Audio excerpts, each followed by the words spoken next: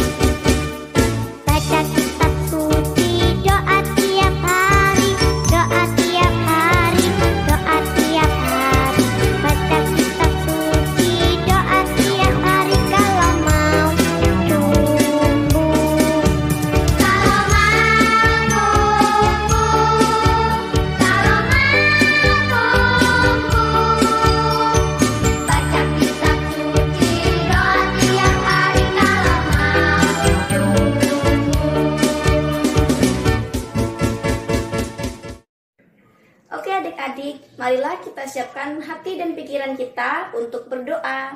Dalam nama Bapa dan Putra dan Roh Kudus, amin. Allah Bapa yang Maha Baik, kami bersyukur untuk hari ini, sehingga kami dapat berkumpul di tempat ini dengan sehat. Berkatilah kami ya Tuhan, agar kami semakin dekat dengan Engkau, dan hindarilah kami dari segala tutur kata dan perbuatan yang menentang dari ajaran-Mu. Inilah doa kami ya Tuhan, dengan pengantaraan Kristus Tuhan kami, amin. Dalam nama Bapa dan Putra dan Roh Kudus, amin.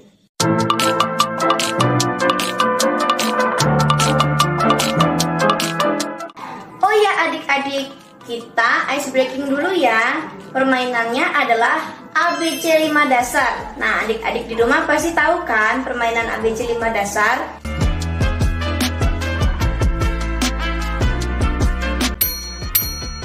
Oke, kita mulai. ABC 5 dasar. A, B, C, D, F, F, G. Gideon, Gamaliel. Gajah Mada. Lanjut lagi, oke? Oke. ABC 5 dasar. A, B, C, D. Daud. Daniel, Deborah. Dorcas. Oke, yeay. Lagi. Oke, yang terakhir. ABC 5 dasar. A. Abraham. Amalek. Amos. Anastasia. Bukan. Aduh, Nggak ada ya adik. Wah seru. Selanjutnya kita siap mendengarkan sabda Tuhan. Sebelumnya kita awali dengan lagu Firman-Mu Pelita Bagi Kakiku. Firman-Mu pelita kakiku, terang bagi jalanku. Firman-Mu pelita bagi kakiku, terang bagi jalanku.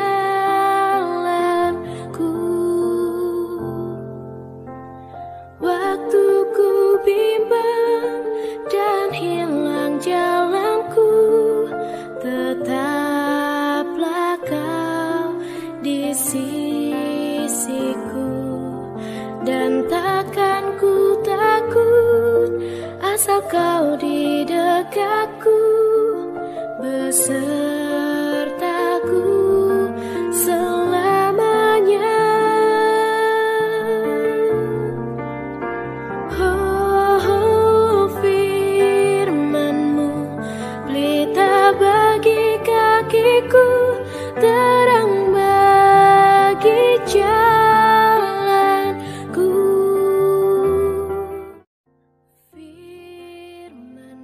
Bacaan diambil dari Amos 5 ayat 4 sampai dengan 6. Jalan yang menuju hidup. Sebab beginilah firman Tuhan kepada kaum Israel. Carilah aku, maka kamu akan hidup. Janganlah kamu mencari Betel, janganlah pergi ke Gilgal, dan janganlah menyeberang ke Beersheba.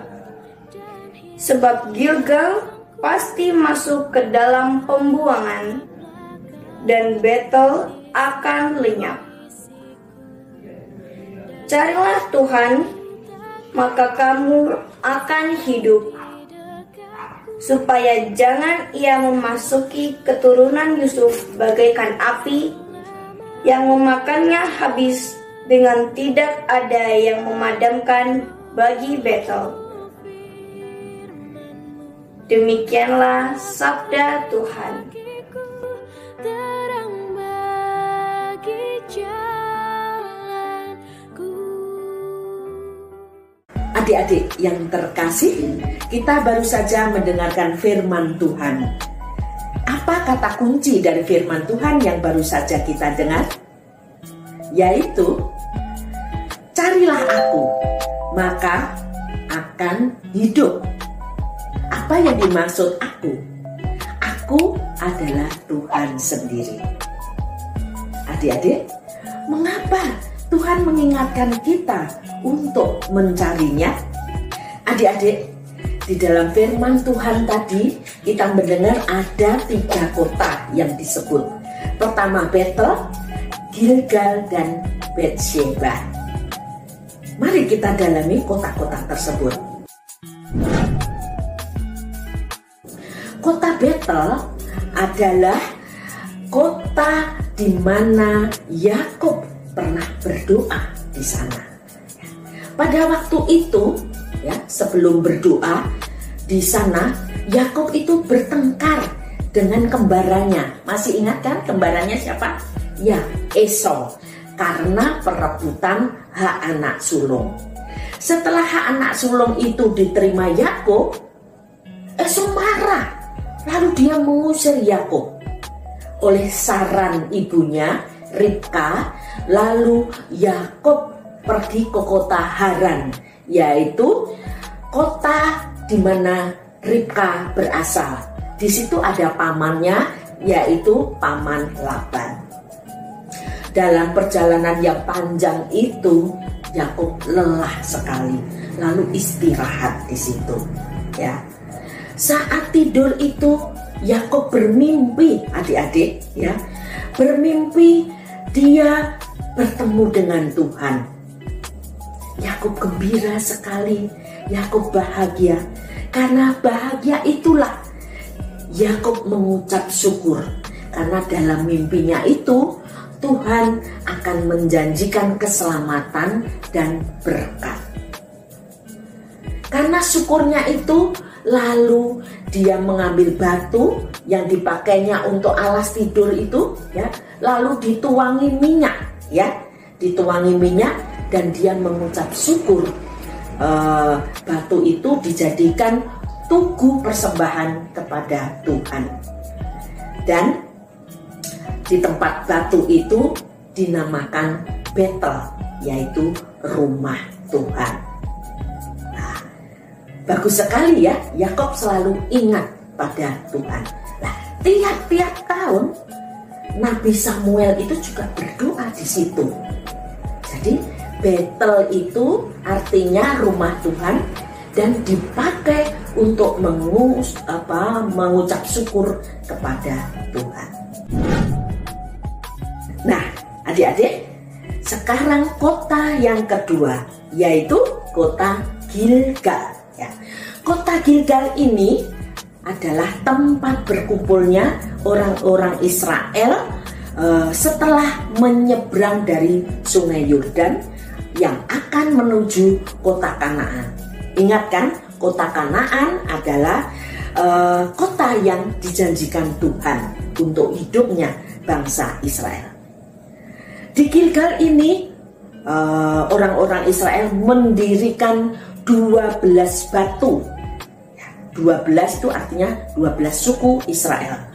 Mendirikan 12 batu untuk persembahan kepada Tuhan, untuk memuliakan Tuhan.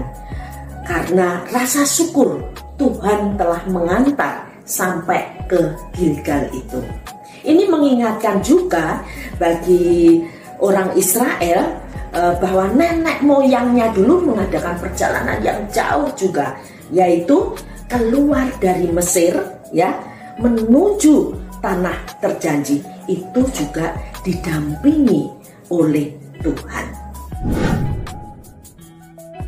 Nah, adik-adik, sekarang kota yang ketiga, apa namanya? Ya, benar, kota Betseba. Kota Betseba ini dulu Nabi Abraham, Yakub, Iskak ya itu pernah berdoa mempersembahkan korban bakaran kepada Tuhan.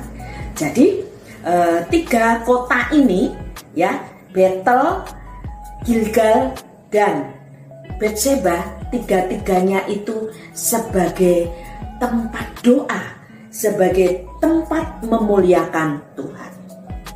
Namun pada zaman Nabi Amos ya, tadi bacaan tadi ya, diingatkan, pada zaman Nabi Amos tempat-tempat ini sudah beralih fungsi. Walaupun dipakai tempat untuk berdoa, tetapi pemujaannya atau cinta kepada Tuhan itu hanya semu saja ya, boleh dikatakan munafik, pura-pura. Di Betel pada zaman Nabi Amos bahkan dibangun patung lembu emas. Tahu patung lembu emas itu tempat memuja dewa-dewa. Begitu yang lain juga, Betseba, Gilgal, selain mereka untuk berdoa, tetapi kehidupannya mereka jauh dari Tuhan. Mereka tidak mencintai sesamanya, bahkan berbuat kejahatan. Nah, adik-adik yang ada di rumah ya, apa pelajaran yang dapat kita ambil dari bacaan yang baru saja kita dengar itu? Apakah kita dalam kehidupan sehari-hari sungguh-sungguh mencintai Tuhan dengan tulus hati? Apakah kita dalam berdoa pada saat mengikuti perayaan Ekaristi sungguh-sungguh mengarahkan hati kita kepada Tuhan?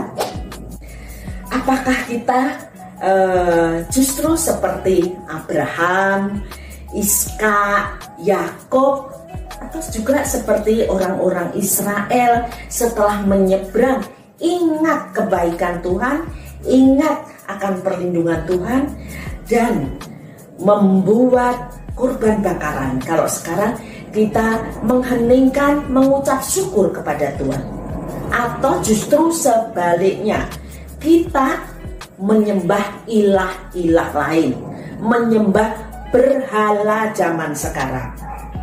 Apa kira-kira adik-adik berhala zaman sekarang itu? Contoh menyembah ilah-ilah lain atau menyembah berhala zaman sekarang. Misalnya nonton televisi, main game berkepanjangan, lebih panjang dari belajar, lebih panjang dari berdoa. Lu sampai lupa ke gereja, lupa mengikuti pertemuan sekami, bahkan suka berkelahi, ya, berani dengan orang tua. Itulah yang disebut berhala zaman sekarang, menuruti kehendak hatinya, ya, lupa akan sopan santun atau ajaran dari Tuhan. Nah, itulah bentuk dari penyembahan ilah-ilah lain. Nah, adik-adik yang terkasih, ada 3 hal yang perlu kita ingat, ya, dari pesan kitab suci yang baru saja kita dengar. Sebagai pelajar, ya, kita harus selalu bertanggung jawab sebagai pelajar, yaitu mengutamakan belajar, ya, tanggung jawab mengerjakan PR, ya, menyiapkan alat-alat sekolahnya sendiri, jangan sampai terus dibantu oleh orang tua, ya. Jadi sebagai pelajar seperti itu, jangan lupa di rumah selalu berdoa. Itulah doa harian orang Katolik harus dilakukan sebelum makan, sesudah makan, sebelum tidur, sesudah tidur, ya. Jangan lupa mengucap syukur. Yang kedua, sebagai umat lain, sebagai umat hendaklah kita rajin ke gereja. Saat misa kita harus mau kalau misa itu aktif terlibat, menyanyi bersama, menjawab apabila Tuhan sertamu. Romo berkata demikian, kita jawab sertamu juga atau beserta rohmu. Ya, tanya jawab dalam misa itu aktif, ya. Cara berlutut yang benar, cara berdiri yang benar, ya. Biasanya anak-anak bersandaran seperti ini, ya. Bahkan kakinya diangkat di tempat berlutut itu. Itu sudah tidak benar, ya. Anak-anak harus berdiri sungguh baik, ya. Tuh. Sebelum misa, anak-anak pipis dulu, ke toilet dulu. Jadi saat sudah di gereja jangan sampai keluar masuk, ya. Kan tidak sopan, ya, mengikuti misa di rumah Tuhan, tidak mengikuti dengan baik misa. Dia hanya memperhatikan jalan-jalan di gereja, mengganggu orang lain juga, ya. Dan satu hal ini, kalau masuk ke gereja dan sesudah keluar gereja perlu menghormat kepada sakramen Maha Kudus, ya, berlutut di lantai, ya, lalu menunduk di sakramen Maha Kudus. Itu adalah sebagai jemaat. Yang terakhir, sebagai bagaimana kita menghadapi sesama, ya. Sesama itu bisa orang tua, teman, saudara. Hendaklah kita mencintai mereka dengan tulus, ya, mengalah, berbuat rendah hati, lembut, sabar kepada mereka. Jangan egois, jangan suka berkelahi, pengen menang sendiri. Tidak, ya. Nah, jadi ada 3 hal itu tadi pesannya menanggapi firman Tuhan hari ini. Maka kalau kita menjalankan 3 hal itu, maka kita bertemu Tuhan, ya. Nah, adik-adik, mari kita mencari Tuhan dengan tulus hati dan juga dengan gembira. Siapa yang setuju dan mau berjanji? Saya, Kak. Oke, sip. Untuk itu, mari kita mendalami firman Tuhan lewat lagu Hanya Pada Allah Saja Hatiku Tenang.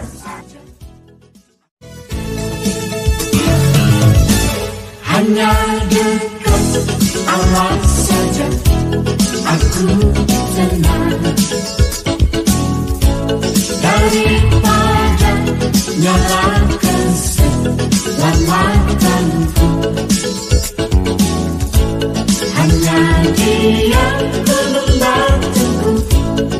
hanya Dia kota bentengku. Aku tidak akan goyah selama-lamanya. Hanya dekat Allah saja aku tenang.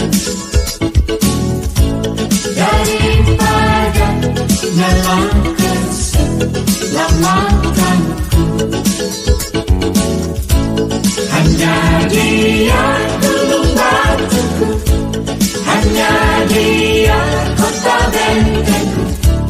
Aku tidak akan goyah selama-lamanya. Adik-adik, kita akan membuat aksi nyata, yaitu kita akan berdoa dengan tulus hati serta mengikuti misa dengan baik dan benar. Oke adik-adik, kita tutup pertemuan kita dengan menyanyikan lagu Tuhan Yesus, Aku Berjanji. Tuhan Yesus, aku berjanji jadi murid-Mu yang setia, rajin berdoa, baca Alkitab, selalu bersaksi bagi-Mu.